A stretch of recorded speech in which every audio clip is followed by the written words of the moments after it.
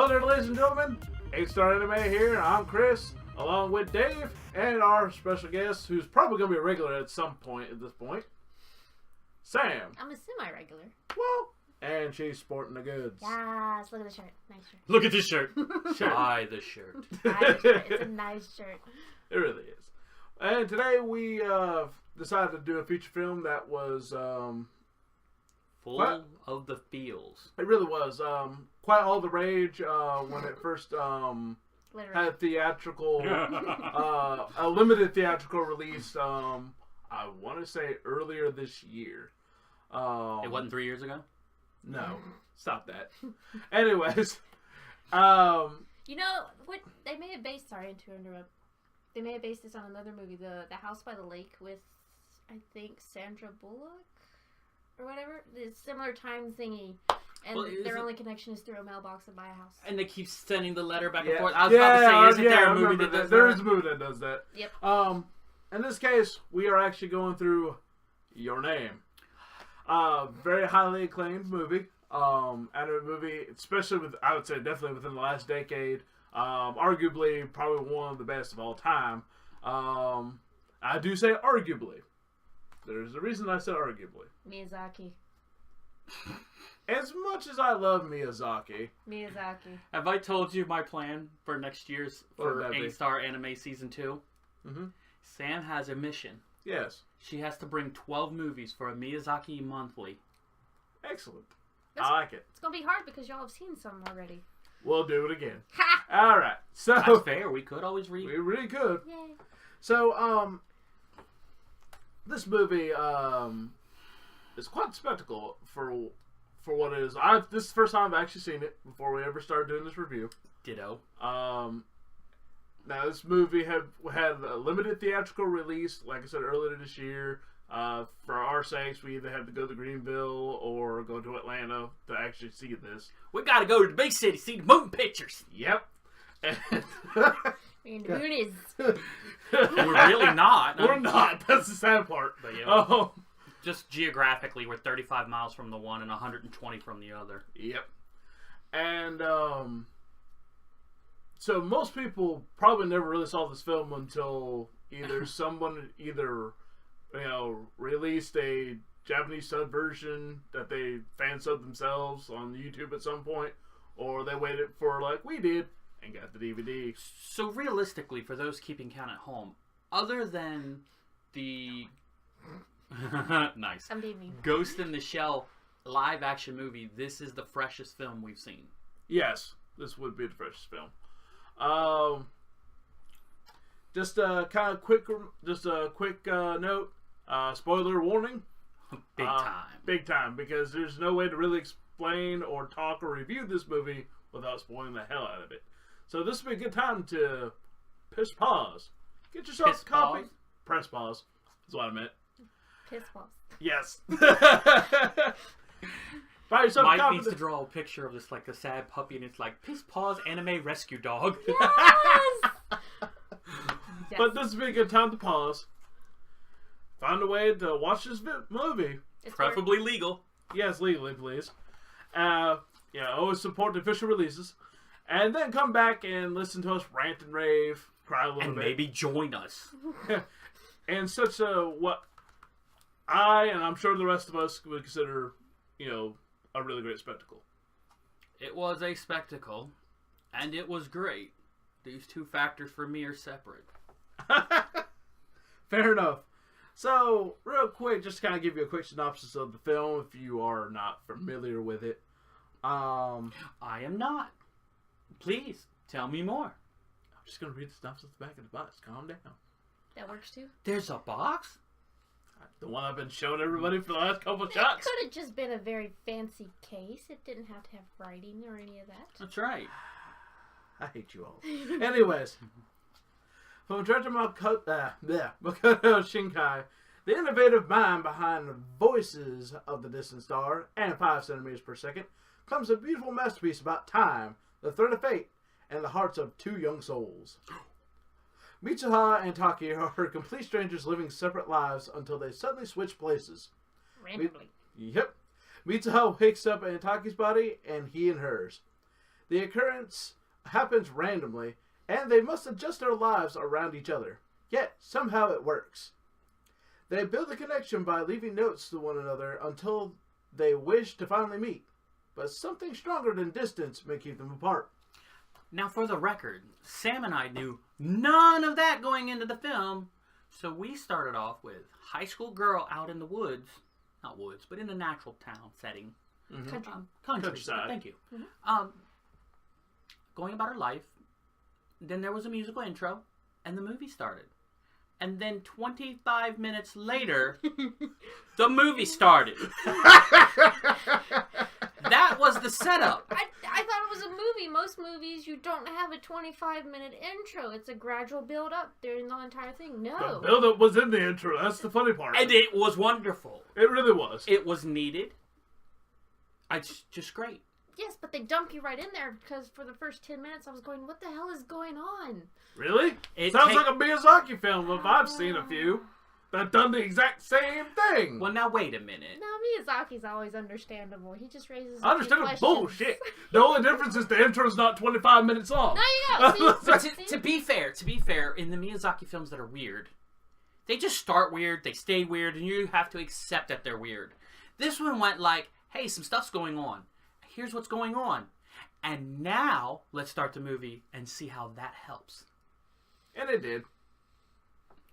What's going on in the first third of the movie is the vehicle to do the next the 2/3 of the movie. Mm-hmm. It's a prequel in itself. Well done. But the prequel itself needs a prequel to explain what's going on. I don't think it does, but it is a little confusing if... Well, the intro, though, or the first third was, to me, where the big comedy happens. Like, for the entire movie. Yeah. Where the next 2/3 is a little more of the... It does endear the characters to you before they get totally wacky. Mm-hmm. So, I mean, it's just kind of... And, of course, they show you both sides kind of going, what the heck is going on? But, from there, it's a constant back and forth, writing notes, trying to figure out who's who, what's going on, why. The only thing that's... the only ultimate part to this is the fact that, A, they can't remember anything once they go back to the original body. And it's hitting me... No. It's very fuzzy. It's very fuzzy, but if you notice, most of it's subconscious. So realistically, they don't remember a damn thing. They remember that things are happening, they remember some certain stuff. Thing. But the only way they're able to remember anything is because of the notes. Right. So, at that point... At a certain point, one of the biggest things in this whole film is there's a meteor shower that's supposed to happen. What's a comet? Well, a comet, excuse me. It's the comet that's supposed to go over. It's supposed to be this big spectacle. Doesn't happen very often. First time in 1,200 years. And once, and for one person, once the comet goes over, that's where technically the story ends. And then we get the actual plot twist of the story from there. After somehow there's no connection between the two anymore. Well, since we have a spoiler warning on, why don't you go ahead and tell them why that's an important factor? What? The night of the comet. The night of the comet. Oh, what, like the natural disaster? Or the natural disaster. Sorry, go ahead. There's so many different theories going on about the comet. Yes, the comet turns into a natural disaster. It starts out as a comet, splits, meteor shower. And then becomes a meteor shower. Yes, destroys a small town, kills 500 people. And one of our main characters is one of those 500 people. Mm-hmm. Which seems kind of odd considering our other main character truly believes this person still exists. Which now comes into another factor to this, where... I have another theory. Go for it. Go. I was just thinking, well, they both saw the comet at the same time. The comet's mystical, magical, whatever. It froze the guy, main character, froze him. No, sorry, froze the girl. And then fast forward the guy 3 years or whatever. The comet's the reason for the time split, basically. I don't think it is. Actually, no. And I'll tell you why. Because when they first go through the story, he doesn't really remember looking at the comment. It didn't make an impression on him. Because I think this is one of those paradox movies that the event happened to create this bond between them, and due to the bond, they're able to change their fate. Oh, okay. Yeah, and so you're batting 2 out of 3. Nah, it's okay. And so, I never know what the hell I'm talking about. It's okay. well, Until it's said. Yes. Well, High actually, fives. the real factor to how they wow, the real factor to I know, right? The real factor to the idea that the connection between two characters, the thing is the grandmother. When we have that sentimental moment where she's explaining the thread of light, thread of fate type stuff. Yeah, I mean, she's a very first of all, she takes care of a shrine. Her family has done so. Very spiritual. The female character is part of that family line. Yeah. And we learn through the story that this isn't the first time to happen to someone with the same family name. That apparently this has happened through their line. It's not really said much more about it, other than it might have caused some problems between the mom and the dad before the mother's passing, because it's a Japanese movie and no one can have parents. I know, apparently not. What? Walt Disney was bad about that. I think too. they learned it from Disney. Okay. That whole moment of the falling out, the whole family falling out thing and whatnot, and the whole this has happened in the past before. The only reason that even became a theory that it's happened before is only the fact that is when he's at the actual shrine, before he passes out, and he sees that obviously somebody knew this was going to happen. Had happened. I think, okay, so there's a scene where they're in a cave, and there's a cave drawing about, it looks like a comet breaking up. And he figures out something's going on, and then later on in the story, I don't know how quickly, we learn that the lake that this village is built around was created by a crater from 1,200 years ago. Yes. Well, and plus where the shrine is, it's in a crater itself, so that's I saw that too. So it's another crater. There's been at least Though 3... to be fair, when I first saw it, I thought it might have been a dormant volcano. That's what I was thinking. Either volcano or another meteor or something. And with that, trying to explain this is really hard, because when you start putting in time paradoxes, well, they're separated by 3 years. 3 years. And they don't realize it because it's close enough. It's I think it's supposed to be 2007 is when he is in his story. So she's 2004. 2016? No. If you ever watch when he's going, I thought it was 2000. No, when he's going through the books and stuff Right. like that, you'll notice one of them says 2013. The idea is this is still roughly modern, modern time. I thought it was because during the story near the end, we realized it's been 5 years since the movie, and it's kind of the epilogue. Yeah. I thought I saw a calendar that showed that it was 2012. I remember that. I remember him going through the book of the incident, 2013. 2000. I was 3 or 4. 2003 or 2004. I saw 2013. We'll have to watch it again then. Yeah, it's Either who. Anyways, they're separated by 3 years. So their cell phones. Everyone understands. Nothing's too strange because we had not knowing that there was a time thing. I was joking around, going, "They're separated by time, but it can't be too far apart because she knows what a cell phone is." And so I just think it was kind of funny because she made the joke about the money. Money, yeah. It's like, you have a job. Well, no. It's like no. I could feed my family on a month for the price of these pancakes. Mm-hmm. Yeah, maybe 1,000 years ago. Yeah, because at first I thought that's how far back she really was. Oh no! And I was like, that doesn't make any sense. And I was like, no, his friends were just being dorks. Yeah. So, but inflation. I mean, how many times has your parents told you? Back when I was 17, Milk and was a quarter. Well, I wouldn't go that far, but I was going to say back in 17, we went to McDonald's and could get a combo meal for $3.15. I miss those days. Used to go to the movies for $7. We could go on a date for $20. And when you think about it, was it really that long ago? Even 20 years ago. And it's like huge. You can see the huge influx in just short amount of time. Yeah, things can change big time. So, plus city living. True. Now, granted, the the whole back and forth is where I think the real true change happens. Because one of the things we notice much later that happens is she goes to visit Taki first. Okay. However, because of the 3-year split, Taki's 14. yeah, Taki has no idea this has even happened at this point. He's just on the subway. Or And the train. Train and stuff like that. And so, upon the awkward reunion of sorts, if you want to look at it that way, Meeting. it's fine. Yes. Question. Yes. He at the end of that meeting, we'll finish the meeting, and then I'll ask my question because Okay. it concerns the meeting. After the meeting, when they have the awkward moment and she decides to take off, once again, the title of the movie kind of makes a pretty big impact. What's your name?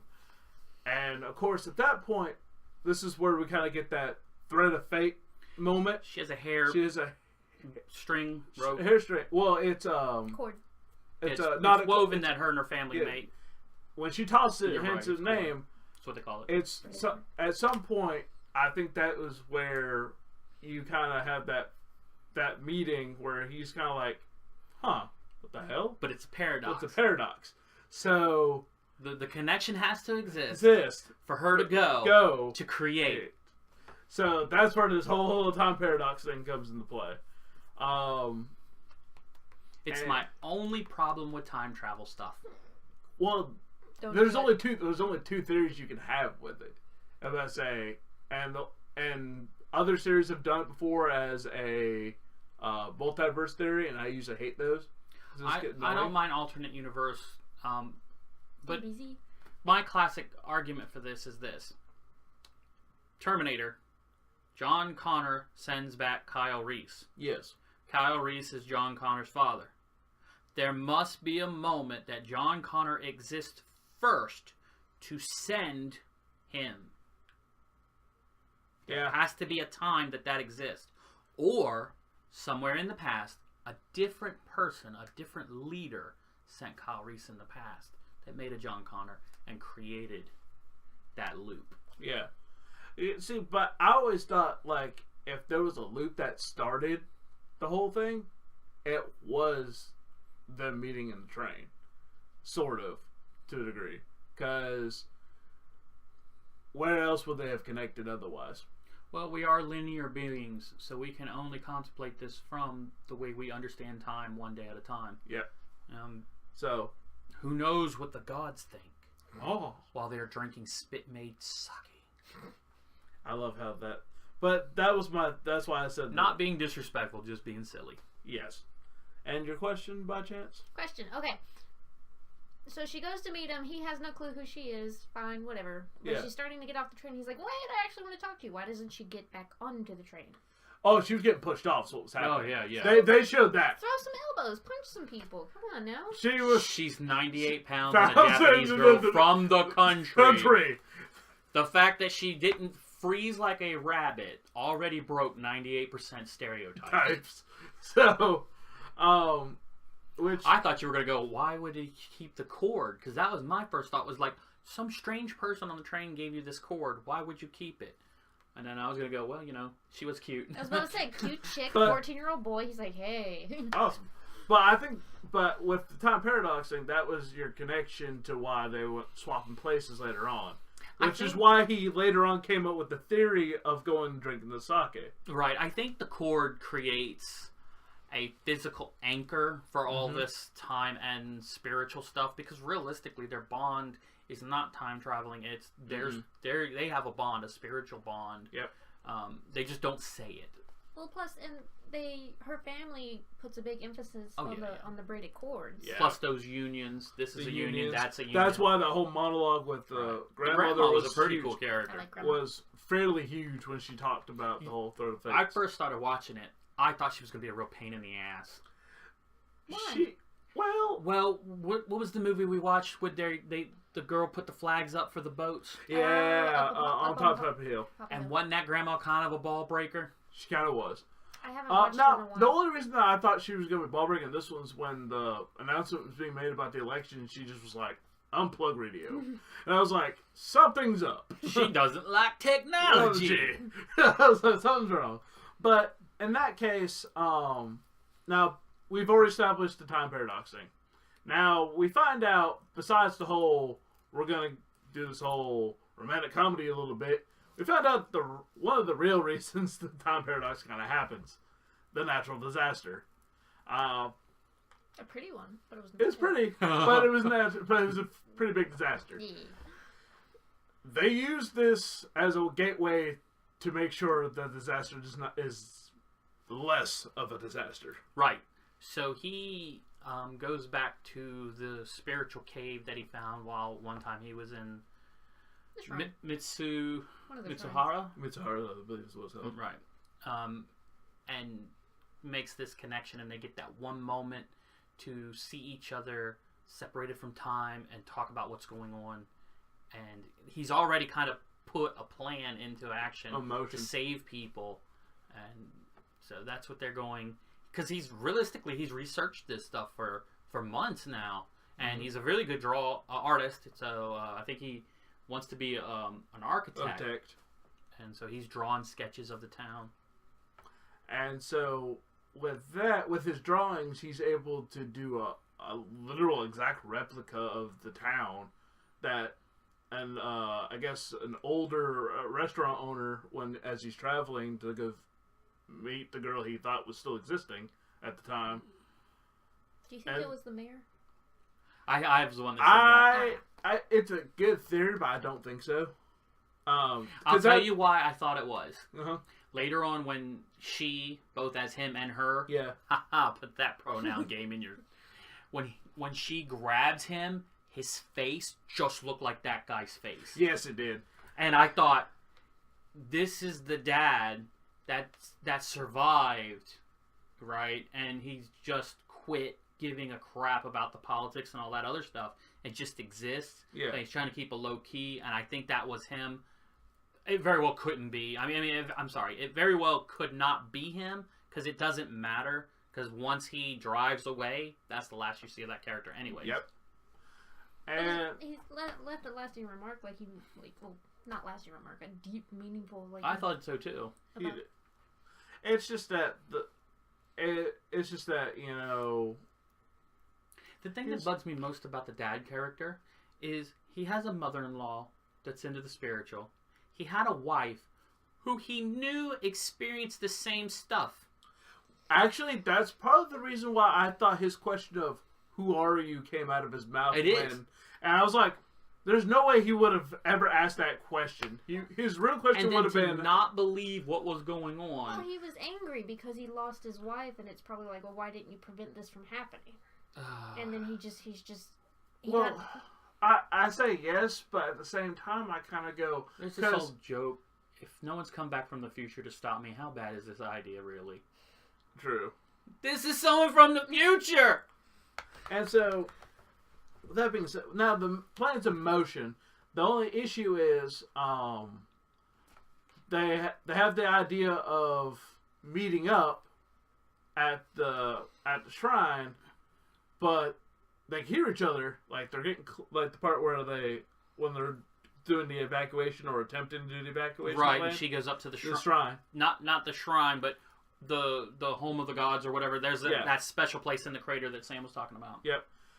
They finally decide to meet there. The only thing is they can hear each other at first, but can't actually see each other. They know they're there. Well, it's kind of like every time they would go, the guy character would go up to that mystical place, they would say something about, "You're getting ready to cross into the netherworld. You're crossing the veil." Yeah. And remember that important lesson that the teacher was teaching at the beginning of the class of the movie? And I was like, who teaches this crap? Yeah. What class is this? If it's a literature class, I'm on board. Anything else? Well, the magic hour, right between... Of dusk. And that's the moment where they're actually able to meet. That's the moment where... The veil is the thinnest. Yep. And they're actually able to physically touch each other, able to talk. Someone wishes to speak to you, Sam. They speak to me from the great beyond. And so... They said, bring home egg rolls. I know, right? But the cool thing about that is that was their moment of, okay, hey, this is our one shot. Plus, it's real. It makes it real. And at least for them too, they know they're not crazy. They finally realize, okay, this is actually a thing, and so they're like, all right, we got one shot at this. If we don't do it right, if you had one chance, just one shot. Wait. Back up. Make it real for them. They switch bodies. But he starts doubting it. Yeah, when he's not switching again. He stops switching. Even he's questioning whether or not this whole incident is actually real at some point. Because realize they haven't come to the conclusion that the 3-year thing is there. Right. Okay. Yeah, because he's still he's just like, oh wow. And then because when he starts losing the memory of, wait, who am I looking for? Not only do they lose the memory, but they had been doing the writing on the little phones. Oh, that's right. And that data was disappearing. It was unwriting itself. Because basically that window of opportunity they might have had to... Well... Or that window of opportunity that soon would present itself, if he hadn't gone and done what he did, would have just been gone forever, and that would have been the end of it. Paradox. Paradox. That's what I'm saying. Just paradox it. I mean, that's what I'm saying. It's a whole... That's that. Whatever. Anyway. About the paradox? Yes. So... No, I'm asking Sam, what do you think about the paradox? Can we just enjoy the movie? Paradox. Yes. So, with that being said, now we go to the future. Future! The epilogue. And it's been 8 years from the incident, 5 years from when the story takes place, for the guy, anyways. And 2 hours for us. Yes. And as far as we know, history had changed. Yes. The incident had been severely downgraded from being a major massacre to just fuck your town. That's all that The happened. town's gone. It went from 500 dead to 104 wounded. Yep, and the town's obviously still gone. The incident still happens. But the thing it's like is, a double pull now, though. Yes. But at this point, I thought it was funny towards the end of this movie, as he's trying to find a job and does other stuff, we're seeing the characters from the town, much older, obviously, here and there, because they got relocated. Yep, they had nowhere else to live. And then we're in the coffee shop and we hear familiar voices. Yep. Dun, dun, dun. And those familiar voices kind of start triggering a little bit, and they're walking around. Our main protagonists cross paths, but never actually stop to... Well, Taki realizes that he's always looking for something. That there's something out there that he's meant to do, but he doesn't know what it is. Is it his job? Is it a connection? Is it a person? Is it a thing? He doesn't know. He just knows he feels something. And so... And then they see each other crossing trains. And that's... Well, actually, splitting trains. And at that point, that's the part where they're like, I gotta find her, gotta find him. So far, we're all good. We're all on board. We're like, oh... Yeah, we're at that moment where they're finally gonna meet. And they end it with a line I figured they would. Hold up before you say the line. Yes. Not only do they finally see each other at the far end of steps. Mm-hmm. Where they've just been madly dashing towards each other, trying to find each other. They calmly walk right by. And they're just like, oh, that's a stranger. No, it's... Which I always thought was weird. Until finally Taki decides to turn around and say something. Well, it's culture. I know. And they did it twice though, because they walked twice. Across the bridge, they passed each other, didn't look, and all of a sudden he feels something. He's like, "Wait, do I know her?" And it keeps going. And she does the same thing, and it's like, how many more days later they finally do it again? Well, we had rage. Rage. Much. They had rage. I said we had rage. Yes. I'm used to Japanese culture and the romantic comedies doing that. Just letting you down. Yep. And they still, but granted, they still kind of did, but not to an extreme I thought they were going to. No, I told him, I was like, if they keep going and don't say hi, I'm going to throw something at your TV. Like, it was... Yeah, it was pretty bad. There were threats. But at the end, once again, your title of the movie comes into play. Hey, what's your name? And we get the title of the movie at the end and outro music. We get a closure. It's okay. No, it was closure. 100% closure. So, but it's one of those where I was like, I remember wondering if the closure could happen just a little bit sooner. So as you can tell, we all really enjoyed the movie. We've been sitting here going on about it now for 20 plus minutes. Easy. And we haven't even talked about reviewing the visuals, the audio. To be honest, as much as I would like to go individually, I'm gonna cut time just a little bit. You ramble. Yes. That's why I'm cutting. Awkward time. pauses aren't helping. It's like, anyways, that's why I'm cutting time because we've explained this movie from top to bottom. Sure, I for mean, the most part, it's pretty safe to say that we all agreed that the story was amazing. Watch Yes. it. I'm sure 2 stars all aboard. There, visually, I thought was great, especially when they changed visuals partway through when he's going through. They the do change memories. the art style. That was. I thought that was awesome. So Audio was amazing. They had a soundtrack. Soundtrack, That was the English version. yes, I thought the soundtrack was nice. It played to a decent tone for what you were about to catch yourself into. And it helped. Yes. It created the mood you wanted. And the voice acting was spot on as far as I'm concerned. I mean, I liked it a lot. You seem to have a problem. No, I was laughing because it was good. Because when she was in his body and he was in her body, the voices, yes. I was sitting here thinking to myself, was the male actor pretending to be the female character in his own body, or was she still doing the voice and just kind of manning it up a bit? I couldn't really tell. Couldn't tell. Their voices are very close. I thought that was great. And then, like I said, the overall enjoyment was great. I really can't give this to anything less than an 8. I mean, I can. I'm sure you can. I'm sure you can, and I am. The only reason why I don't is because I thought everything was structurally very well done from pretty much beginning to end. Sure, there was confusing points if you didn't already know the synopsis on the back of the box like I did, but it's not like it kept you confused the entire time. You finally did figure out bits and pieces. No, it didn't keep me confused, but it frustrated the hell out of me. Which is fair. And realistically, if it wasn't for the artistic ability of the character doing the little pencil drawings, that was really cool. And if it wasn't for that one scene where the art style changed to show that mysticism, this would have been a very cookie cutter kind of anime. And they didn't do anything in general that's special. They didn't do anything bad.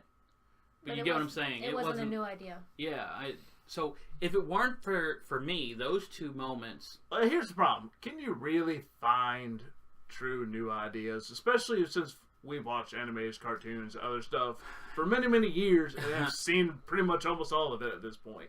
You may not find new ideas, but you can find ways where the animation is... It could have gotten adequate versus amazing.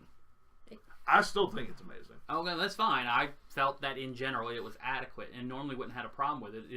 It's the special moments to me that made it better. I liked I did like when he did his drawing. The drawings themselves were different. They weren't anime. That's true. They were like real pencil drawings put in the cartoon. But I would give it a 7, and it would have got a 6 were it not for that moment.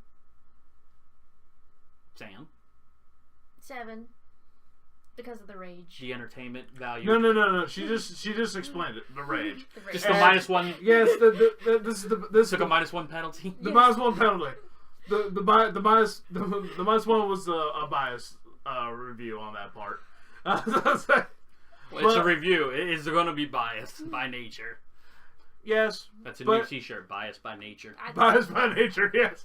because going back to my favorite Miyazaki, it raises questions, it leaves unanswered questions, but it does not inspire rage. I don't. Oh, okay. Okay, I see what you're saying, but I was like, wait a minute. I was like, this movie did everything. It just waited to the last damn minute. Yeah, I was about to say, because you finally got your closure at the end. Well, it was a small closure, yeah, you're wanting a payoff. See, I said that earlier, and I was just like, you're wanting a payoff, closure. and you got 15 seconds and the credits. Could we at least had a hug, something? I just like the fact that they finally met each other. Yes. I guess that's the real big payoff. I mean, the romance would ensue, I'm sure. I mean, considering that the one chance he had with one other girl was like, nope, you're in love with someone else, obviously. We're done. I was like, well, that sucks. But at least you let him down easy. That's happened in another anime. Yeah. I don't know what, but it has happened. It's actually happened in several animes. I'm just mad there were like 18 cakes and I didn't get any of them. Eh? Cake? There was so much cake in this movie. Oh, yes. Yeah. Different cakes. Yes. Different cakes. And he made a joke about stop eating sweets. Stop eating sweets. You're wasting my money. It's like, what? It's going in your body. It's going in your body. You're working all the time. It's because you can't buy the use of scrap. Actually, the funniest part of this movie, like, to be honest, is the actual body switching. The first reaction the dude has in a female body, which, by all rights, it's understandable. He realizes he has a pair of boobs. I'm thinking to myself, like, okay, so that makes sense. However, every time he switches... he's a teenage boy. No. Every time he switches, this is where I'm getting to. Every time he switches, that's his first thing he does. Up until after he drinks the sake and transforms again after so long. It's not the fact that... At first, he hugs himself. Yeah, he hugs himself. But then he goes back to doing what he naturally was going to do at the beginning with. Fondling himself. But while crying. Sobbing hysterically almost. And I thought it was hilarious. And he freaks out her sister. Her sister. And she's like, she's gone crazy. And he's like, okay, so she's gone crazy. I'm going to school now before she decides to get ready. I'm leaving. She's crazy. I'm done. I'm done. I need to leave. Do you have a favorite moment? That was just so funny to me. I really love the artwork. It really was. When he went through the timeline, that was just yay. And the artwork through the timeline where he's seeing her past and how it went down, and which I still think that's a bit of a dick. Regardless, I do too, but and I thought that was interesting that they included her past. Like, we didn't need her past, but it was just like, oh, bonus, okay. No, we really didn't. However, I think the idea behind... But that 3-minute weirdness is what really brings home what's going on. Mm-hmm. You know, instead of the 24-minute intro, which was still fun. It was good. I was just sitting there going, what? Why? Had this been a 13-episode story arc, that 24-minute intro would have been the first 2 episodes. Yeah. Easy.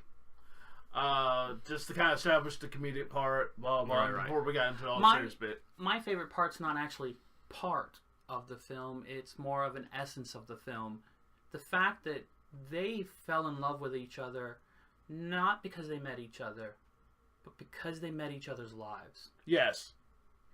They never communicated to each other directly. They left notes, instructions. But it was her and Taki's body knowing Taki's friends as they know Taki. Knowing Taki's co-workers as they know Taki. Mm-hmm. Him being in her life, the same things. That to me was my favorite part. But they fell in love with each other because of who each other was. And that's where I thought where the tears came in. They didn't even know it. They didn't, because the time when they weren't switching bodies anymore was the time they were crying. Or at least when we saw Taki crying, because that was probably that moment that they didn't realize. What was that last step when they realized that it was after the date? Yep. When they realized something's not right. I do have feelings for this person I don't even know. They're inhabiting my body. Instead of trying to figure out what was going on with that, they just kept on rolling with it because anime. Yeah.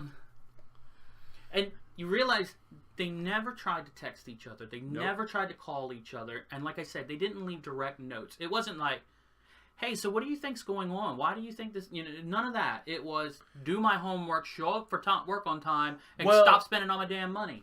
Well, to be fair, I ain't gonna lie. I probably would have done the same thing because I'm about to say this is gonna be something that's gonna randomly happen because you don't know how long this was gonna happen. I probably do the same thing. Like, yo, hey. If you're gonna live my life, sharing my life with someone, I think I would like to know who they are. Well, see, that's the problem. They asked that. They wrote it down. They still couldn't figure out what the hell's going on, because that was the problem. Like, even when they did have it written down, it was like, the fuck? No, whatever. And that was half the problem. If literally looking at someone's name or looking at most of the notes could literally completely trigger a full memory. I'm just saying, after 3 or 4 times of going to sleep and waking up as someone else, I'd have found out who that person was. I'd have Google searched them at minimum. They had the technology. Yeah. True. They got cell phones. Everybody keeps telling me I should get one. Well, the thing is, one of the things I'm glad they didn't do was the fact that they didn't try to necessarily call each other, considering that it probably wouldn't Well, have yes, worked. story-wise, it wouldn't have worked because the 3-year thing. But that's my point. I mean, it never dawned on them, and that connection was never made person to person. It was life to life, and I liked that. I thought that was awesome. True. Oh well. So, ladies and gentlemen, obviously, we did enjoy this movie. And highly recommend it. Yes. This was 8-Star Anime. I was Chris. That was Dave. And middle is always Sam. Always Sam. Always. Get the shirt. Yes. One of us. We'll see you next time. Every now and then. Every now and then. Yeah. We'll see you next time, folks.